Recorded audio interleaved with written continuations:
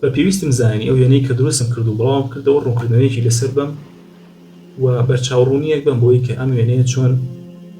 ئاڕاستەی ژیانی خەڵکیەکە و خودی وێنەکەش هەندێک بابەت هەیە لەسەری بدوین ئینشەڵڵا باسیەکەین. کاتێک کە سەیری بەشی سەری ئەو وێنەیەکەی دەبینیت دەجال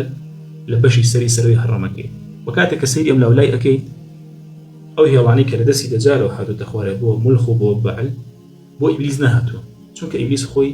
بەشێکە لە دەجال و لە پشتێتی، چونکە ئیبلیس لە پشت پەردەوە چاودێری هەموو بارودۆخەکان دەکات کە هەیە و ئیبلیس لە ڕێگەزی جنۆکەیە ناتوانێت بە شێوازێکی جەسەدی مادی حکمی جیهانی ئێمەی مرۆڤ بکات و یاسای خۆی پەروەردگاریش ڕێگەی پێ نادات ڕاستەوە خۆی نیشانی مرۆڤەکان بدات و پێیان بڵێت بمپەرستن. بۆیە ئیبلیس پێویستی بە جێبەجێکارێکی مرۆیی یان مادی هەیە وەکو ئێمەی مرۆڤ کە ئەو کار و ئامانجانی کە هەیەی بووی جێبەجێ بکە و وا دروستی کە لە ناو خەڵکیدا بڵاوی کاتەوە لەسەر زەویا بڵاوی کاتەوە کە بڵێت من خۆم. بۆ ئەم جێبەجێکارش دەجال هەڵبژێردراوە و لە بەشی کۆتایی ڤیدیۆگە باسەکەم کە بۆ دەجال هەڵبژێردراوە. ئیمام بەدرەدین ئەلشەربی لە کتێبی ناسراوی ئاکام المەرجان فی ئەحکام الجان لە بەشی 59 باسی بابەتێک دەکات و دەڵێت ئەسڵ و گەشەبوونی دەجال لەژێر سایە و کایی سحری ئیبلیسدا بووە و پەروەردەکردنی دەجال پرۆژێکی تەمەنی ئیبلیسە، واتە دوورمەودایەکی زۆرە بەم پلانەوە خەریکە و دروستیەکە وەک لای هەموو مشماڕوونەکە دەجال دەمێک هەیە. لێرەوە من پێم وایە دەجال لووتکەی پرۆژەی فکری و جەسەدی ئیبلیسە لەسەر زەوی. ئیبلیس نەخشەکە دەکێشێت و دەجال لەسەر زەوی جێبەجێ دەکات. تەنانەت لە سفەرمودە سەحیحەکاندا هاتووە کاتێک کە دەجال دێت تەواوی شەیتانەکان دەکەونە خزمەتیەوە و وەکو سوپایەکی شاراوە و فێڵ بۆ سەرخستنی پرۆژەکەی لە خزمەتی ئابێت. بۆ نمونە شەیتانەکان خۆیان دەگۆڕن بۆ سەر شەوی دایک و باوکی خەڵک کە مردوون و بە خەڵکەکاڵن کە زینۆبنەوە بڕیان بکەن کە نەخوایی، کەواتە هەموو سیستەمی ئیبلیس لە خزمەتی تاکە کەسێکە ئەویش دەجال. بۆیە ئیبلیسم لە خوات دەجالەوە داناوە و ڕەسوڵ الله صلی الله عليه وسلم ئەفەرمێ کاتێک کە دەجال دێت ئەو شەیتانە بەهێزانەی کە ئەکرێت ئەفریت بن یان جنی مارد بن بەستراونەتەوە لە ناو دەریایەکانان. کاتێک کە دەجال دێت هەمیان کۆت و زنجیرەکانیان دەشێن و دێنە خزمەتی دەجال و لە خزمەتی بن و کاری بۆ بن، کە ئەمەش بە هەمان شێوە هەر دەلالەتە لەوەی کە ئەوان لە خزمەتی سیستەمەکەی دەجال بوون و لە خزمەتی تاکە کەسێکا بن کە ئەویش دەجالە، تاوەکو بە تەواوەتی بۆ خەڵکی بسلمێنن کە ئەم مرۆڤە کە لە خۆتانە ئەمە خوای ئێوە و ئەمەش هێز و توانە و قوت و دەسەڵاتەکەیەتی. و بابەتێکی تریش هەیە کاتێک کە تەمیمی داری ڕێی دەکەوێت ئەو دوورگەوی کە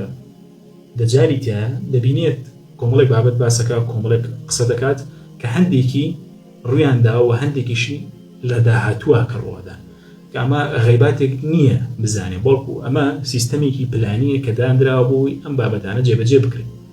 لەلایەن ئیبلیسەوە بۆ ئەوەی خوا بەتاڵی کە خۆیان دروستیان کردووە لەناو خەڵکیدا بڵاوکرێتەوە پەخشێت و خەڵکێکی زۆر بەلاڕێیا بێت. ئێستا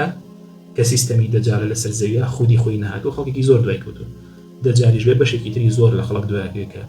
لە زۆر شوێنە باسکراوە ئاماژەی پێکراوە. وێ کاتێک کە تەمیمی داری یەتە لای بابەتەکانی پێ ئەڵێت بابەتی ڕەسوڵ الله صلی الله عليه وسلم کە هاتووە پێویستە بڕای پێ بکەن وشبوونی دارخورماکان گرتنەوەی دەریاچەی تەوەڕی ئەمانە ئاماژەیە بۆی کە هەموو سیستەمی ئینگلیز لە خزمەتی دەجالە بۆ ئەوی کە تاوەکو خوایەکی کامڵ وێنای کا بۆ خەڵک، بەڵام لە ئەسڵا خۆی خوایەکی بەتاڵ. و ئەگەر بمێ ئەم بابەتە بڵێن زیاتر لەسەری بڕۆین تێبینیەک هەیە هێوش حدیثێکی ڕەسوڵ الله صلی الله عليه وسلم باز لەوە ئەکا کاتێک کە عیسی عەلەیهی سەلام ئەگەڕێتەوە سەر زەوی دەبینن دەجال وەکو چۆن ئاو دەکەیتە خوێوە دەتوێتەوە هەر بەبینینی عیسی عەلەیهی سەلام. ئەکرێت لە کاتی لەدایکبوونی دەجال یان پێش لەدایکبوونەکەی کە لە هەندێک سەرچاوە باز لەوە ئەکا پێش لەدایکبوونی دەجال ئەو دایک و باوکە یەهودی کە بوونە باوکی کەسێکی ساحیر و زۆر زۆر بەتوانا بوو کە لە توانایی هەبووە لە ڕێگەی ئەو کتێبانەی کە هەیان بووە سحری گەورە بکە و سەحرانێکە کە بتوانێت شەیتانەکان لە خزمەتی خۆیان بەکاربێنێت، کە ئەویش لەو کاتێک کە خێزانی کە حملی هەبووە یان پێش حملەکەی دەوترێت کە بەشێک لە نوتفەی ئیبلیس تێکەڵی ئەوان کراوە ئەوەی کە هەیە لەسەری ئەتوانین ئەمە وەکو بەڵگەیەک دابنێ، چونکە ئێمە بابەتێکمان هەیە هەر شتێک کە دژی ئاەتەکانی خۆی پەروەردگار نەبێ و دژی حەدیثەکانی رسول الله نەبێ صلی الله عليه وسلم لە بابەتە ئیسرائیلەتەکان بێت کەمە لە ئیسرائیلەتە هاتووە ئەتوانین وەکو خۆی وەریبگرین و دایبین دین سەرچاوە ئینگلیزیشە ئەم بابەتە ئاماژەی پێکرا و باس کراوە نەک بابەتێکی تازە بێت کە ئێستا من باسیەکەم بۆیە ئەم حەدیثی رسول الله ئەتوانین بڵین وەکو بەڵگەیەک وایە بۆەوەی کە ئیبلیس کاتێک کە ئیسا بن عەلەیهی سەلام مادیەکی تەواوەتی جەسەدی مرۆڤ نییە وەکو ئێمە بۆیە کە بە بینینی ئیسا عەلەیهی سەلام ئەتوێتەوە وە بە کوشتنەکەشی ئیسا عەلەیهی سەلام شێوازەچێکی تایبەتی پێیە کە ئەوی پێکوژێ ئەوەیە کە ئیمامی مەهدی لەو سەردەمەیە کە یەت ناتوانێت ڕووبەڕووی بێتەوە لەگەڵ ئیماندارانەی کە بۆیە ئیسا عەلەیهی سەلام بە تایبەت بۆ کوشتنی ئەو داوەڵبەزێتەوە و ئەو چەکەشی کە پێیەتی تایبەتە بە کوشتنی ئەو هەتاوەکو لە ناوی بێت بۆیە ئەکرێ بڵێن ئەمە ئەتوانین وەکو بەڵگەیەک بۆ ئەم بابەتە بێنینەوە کە لە ئیسرائیلەت و لە سەرچاوە ئینگلیزیەکان و هاتووە تاوەکو بێتە بەڵگەیەک بۆی کە ئیبلیس ئەکرێت مادەی جەسەدیکی جیاوازی هەبێت لەوەی کە خەڵکی تر کە هەیە یان باوکی کە ئەو سەحریکە کردو بینە بەشی خوارەوەی وێنەکە و لەخمان هەیە لەگەڵ بەعل خواوەندی گەورەی کەنعانی کۆنەکان بووە کە پەرستنەکەی لەسەر بنەمای جادوو بابەتی سێکس و لادانی ئەخلاقی بووە تەنانەت لە قورئانی پیرۆزدا لە سوڕەتی سافات ئاماژەی پێکراوە مولەخ بتێکی برۆنزی بووە کە مناڵەکان لە بەردەمیان دەسووتێنران و دەخانە سەر دەستی کە دروست کراوە بۆ شێوەی کە هەیە تاوەکو ئەم بتە کە پێیان وا بوو ئەمە بیکەن بە قوربانی هێزیان پێ بەخشێ و لە ئێستاشە ئەوە هەر هەیە لە ئەتوانی گراسی بکەن لە ویلایەتە یەکگرتووەکانی ئەمریکا لە ناوچەکانی ترە ساڵانە مناڵانێکی زۆر دیار نامێنن و لە بۆهیمیانیش کە ئەلێکس جۆنس ئەو ڕاستی ئاشکرادر کەسێکی ئینگلیزی مەسیحی بوو غەڵەت نەبوو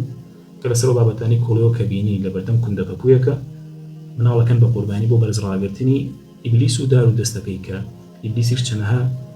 شەیتانی گەوری لە بەردەسایە و لەژێر فرمانی شەیتانەکانە جنە گەورە ماردەکان هەن و عیفریتەکان و لە دوایەوە شۆڕە بێتە خوارەوە بۆ کەسەکانی تر لە دوایەوە ئەوانەی کە لە پشت پەردەی دەسەڵاتەکانەوە دەجوڵێن ڕۆتشیلدە کە ئیمپراتۆریەتی دارایی هەموو سەرزەوی لەلایە ڕۆکفێلەرە ئیمپراتۆریەتی بانکەکانە و بنەماڵە شاهانەکانی تر وەک جێ پێی مۆرگان وەک دووبۆنت وەک بنەماڵەی لی وەک بنەماڵەی ئاستۆر ئەمانە کۆنتڕۆڵی ڕەچەڵە دەکەن لەگەڵ خوێنی خۆیانە واتە ئەم بنەماڵەی یەهودیانە کار لەسەرەوەکەن کە تەنها خوێن و ڕەچەڵەکی خۆیان دەسەڵاتدارەتی کار لەسەر زەویە بڵاو بێتەوە وەکو لە چەندەها بەڵگەنامەیە ئەوە دۆزراوەتەوە و باس کراوە کە ئەو ڕەچەڵەکە خوێنیانەی کە لە خۆیان نەبێت ناهێڵن دەسەڵات بگرێتە دەست و ئەگەر کەسێکیش هەبێ لە ڕێڕی ئان لابا ئەگەر لە ڕەچەڵێکی خۆشیان بێت ئەیکوژن لە دوای ئەمانەوە دامەزرێنەرەکانی دەسەڵات یان کۆنتڕۆڵکراوەکانی دەسەڵاتن ئەو دامەزرێرەوانی کە هەن ئەو دامەزراوانی کە هەن دامەزراوە حکومیەکان هەن کە یاسا دەرەکەن و حکمی کۆنتڕۆڵکردن بەسەر خەڵکایە و لە دوایەوە ناوەندە بانقیەکان هەن ئەم ناوەندە بانقیانی کە لە هەموو سەرزەویە هەیە پارە و قەرزێن بە خەڵکو ئەو خەڵکە ژوارێکن کە ببێنە ژێر دەستەی خۆیان کەمە بە تایبەت لە ئەوروپا زۆر زۆرە یعنی خەڵکەکەنە ژێر قەرزێکی زۆر زۆرەوە و ئەمە ئێستاش لێرە ئەکرێ هەبێ بەڵام لە ئەوروپا زیاتر و بابەتە هەیە پارە و قەرزێکی زۆر ئێن بەسەر خەڵکی هەتاوەکو کۆنتڕۆڵاکەن لە دوای ئەوان کۆمپانیا گەورەکان هەیە کە بابەتی قازانج و کۆلایەتی بە خەڵکا بڵاو بن ئەمە چۆن چۆنیە بۆ نمونە کاتێک کام کۆمپانیان زەبەلاحانە کۆمەڵێک کارەکەن کۆمەڵێک ڕۆژاکەن و کۆمەڵێک بابەت لە ئاستی باڵا و گەورەیە دروستەکەن بۆ قازانجی خۆیان ئەماکەن و خەڵکیشەکەن بە کۆیلی خۆیان لەژێر دەستی خۆیانەداین و کۆی کە هەیە و کە دەبینی دامەزراو ئاینە دەستەمۆکان ئەو دامەزراوانە مەبەستم لەوەیە کە ئەو دامەزراوەیە ئەبێت بەبی ئەو یاسا بڕە کە دەجال و ئیبلیس دایان ڕشتۆتەوە لەسەر زەویە ئیتر ئەو شێوازە ئاینی کە هەیە دەبێت بەو شێوازە پەیڕۆ بکرێت لەسەر زەویە بۆیە کۆنتڕۆڵی مێشکەکانەکەن و ئەیشۆنەوە و پاشانیش ناوەندەکانی بیرکردنەوە سیاست و بانگێشە کە وا لە خەڵکیەکەن بابەتی سیاست و بانگێشە لە میدیاکانیشەوە چی بڵاوەکەنەوە کە گەورەترین چەکی ئەوانە لە ئێستاە چیرۆک و ڕووداوەکان دەگۆڕن ئەو بابەتی کە ڕاستە بۆ دەگۆڕن بە بەتاڵ و بابەتی بەتاڵە بۆ دەکەن بەڕاست ئەو بابەتی کە ناشرینە بۆ دەکەن بە جوان ئەو بابەتی کە قەڵەتە بۆ دەکەن بەڕاست لە بابەتە پەروەردەییەکانی شاکە لە ئێستا زۆر زۆر دیارە و ئەیبینن گەنجان بەو شێوازە ئاڕاستاک لە فکریان کە خۆیان هەیە ینی بە تەواوەتی لەسەر زەویە ئەویان جێبەجێ کردووە ینی کاتێک کە سەیری گەنجانەکەی دەبینیت لە تەواوی و پێشکەوتنانی کە لە سەردەما هەیە بەڵام دەبینی گەنجان فکریان خاڵی لەوەی کە بتوانن داهێنانەکەن دروستکاریکەن و خۆیان دروستکەن بەڵکو بەو شتە لاوەشیانەوە مەشغوڵەکرێن و خەریکەکرێن کە هیچ سوودێکی نییە بۆیان کە هیچ ئیسفادەیەکی لێ ناکەن لە ژیانیاندا تاوەکو بتوانن زیاتر و زیاتر خۆیان بەرەو پێشەوە ببەن و خەڵک پێش بخەن. بابەتێکی تر هەیە کۆمپانیەکانی دەرمانسازی و نەخۆشخستنی خەڵک بۆ قازانج. ئێستا ئەوەی کە دەرمان هەیە لەناو وڵاتانە و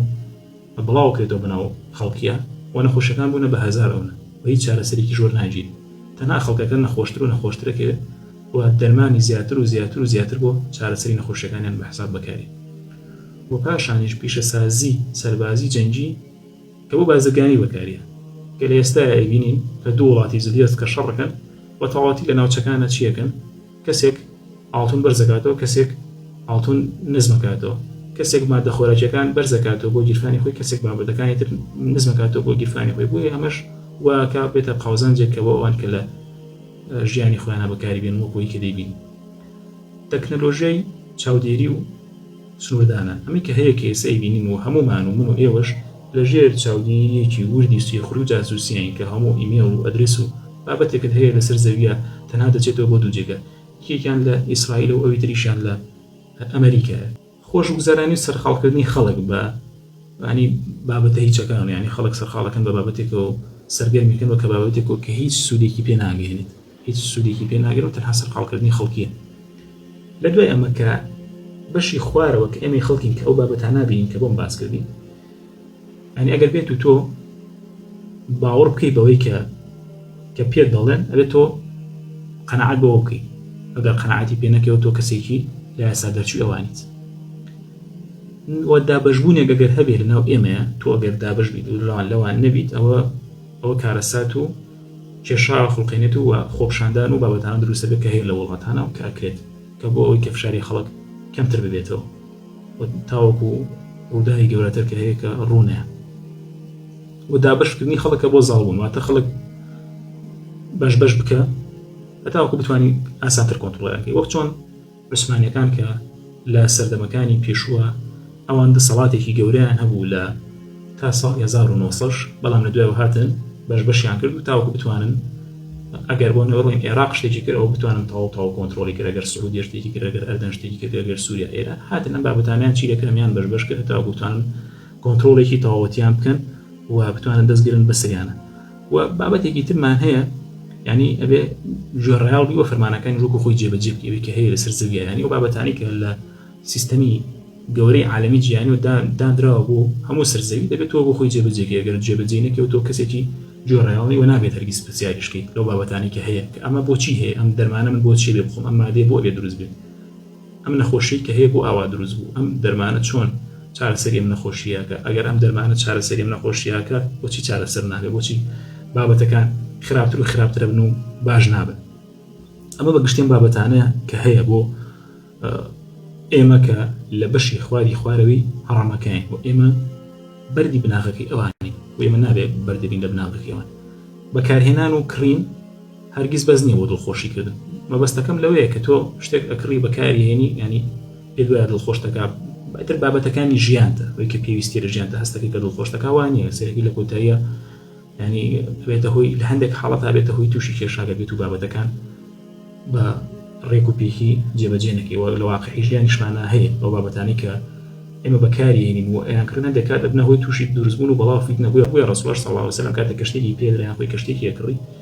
فەرمووی پروردگارم پارێزە لە شەڕی ئەم شتەکە هەیە نەک خودی شتەکە خۆی شەڕێ بێتە هۆکارێک بۆ دروستبوونی شەڕ و فیتنە و جەنگ دوژمن دروستەکە ینی تۆ ئەبێ لە ناو میلەتێکە چەند فکرێک و بەرێکی جیاوازە بێ هەتاوەکو مەشغوڵ بوون بەیەکەوە و شەڕ دروست بێت لە ناو میلەتێکی ترە بابەتە ڕەگەزیەکان کە هەیە بچن بەیەکا و شەڕ دروست بێ ئەم ڕقی لەوە بێ ئەو ڕقی لەوە بێ ئەمە واکە پردن و بڵاو بوون هەر بۆیە پێدرێتە زریش کە باوکی ڕۆحانەتی جوولەکانە ئەڵێ ئێمە و ئاکەین کە گەلان لە ناوێکە ببن بە دوژمنی یەکتر و ڕقیان لە یەکتری دەکەوت یاسایەکی پرۆتۆکۆلیە کە دەرکرا و بڵاو کراوەتەوە بابەتێکە زۆر بڵاوە لە ناو خەڵکیە و دەنگانێکی گەورەی هەبوو بۆی ئەوان جەنگ دروست ئەکەن هەتاوەکو دوژمنداری دروست بێ لەناو گەلەکانە تاوەکو نەتوانن هیچ کەسێ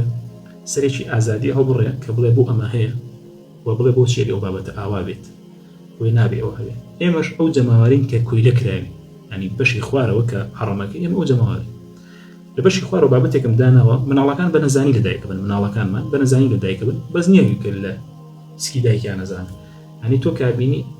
ئافرەتەکە ئێستا خانمەکە ئێستا خۆی نەزانە مناڵەکەشی بە نەزانی لەدایکە بێ هەموو بزانستەوە سەلمێنێکە منداڵ بە پێنجمانی و ئەو بابەتانە وەرەگیر لە دایکیەوە کە لەناو سکی دایکێ کەواتە تو ئەگەر دایکەکە نەزانبێ و باوکەکەش نەزانبێ کەواتە مناڵێکی نەزان پەروەردە بێت و مناڵێکی نەزان بڵاو بێتەوە بەدا بەشکراوی ئەبێ بهێڵتەینەوە واتە چۆن واتە ئێمە بێ خێزانەکانمان لێک بکرێتەوە بۆ دوایش کۆمەڵگاکان و دوایەوە شارەکان کە ئێمە ئێستا لە دنیای واقعی ئەوروپا زۆر بەرچاو هەیە سەرگەرمکردن لەلایەن ڕاگەیاندنەکان و کە ئێمە بەس خەریکین کە سەرگەرمەکەین لە ڕێگەی موبایلە زیرەکان و تەلەڤیزۆن و ئەو بابەتانی کە هەیە کە ئێستا خەڵک بەکاری هێنێ سەرگەرمەکرێت ئەوەیە کە هەیە بە چاوی خۆمان وە تاڵانکردنیش لە ڕێگای جۆرەها باجەوە تاڵانەکرین و هەزارەها ناو هەیە لێندرێت و تۆ ناتوانانی شتە بکەین و لە ئاخر شتە ئەمە چیەکەین کە هەموو ئەوانە جێبەجێکرا بەسەرمانە ئێمە بە تەواوەتی کۆنتڕۆڵ کراوی ئەوەی کە هەیە لە ژیانی واقعمانە بین بۆ ئەم بابەتانە ئەگەر کەسێک هەبێ حەزکان بابەتانە زیاتر فێر بێ و زیاتر بخوێنێتەوە و بزانێن بابەتە ئایا واقعیە یا خەیاڵە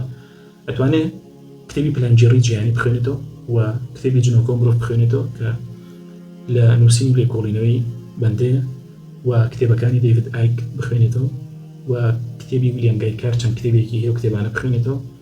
و کۆمیتەی سێسە بخوێنێتەوە و کۆمەڵێک کتێبی تری بابەتی ئاینی هەیە لە ئاەتەکانی خۆی پەروەردگار و لە حەدیثەکانی ڕەسوڵ الله صلی الله علیه وسلم ئەتوانێت دراسی و بابەتانە کە هەتا وەکوگاتە ئەو قەناعەتی کەم بابەتان هەیەکەتە بەتایبەت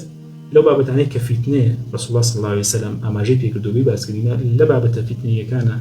بچنەوە سەری بەدوایە بگەڕن دەگەن ئەو دەرەنجامی کە هەیە و بابەتەکان زۆر قوڵترن و زۆر زیاتر لەوەن کە ئێستا هەیە و کە من باسم کردووە پەروەردگارم لە ساڵ و سەلامەت و پارێزراو بکات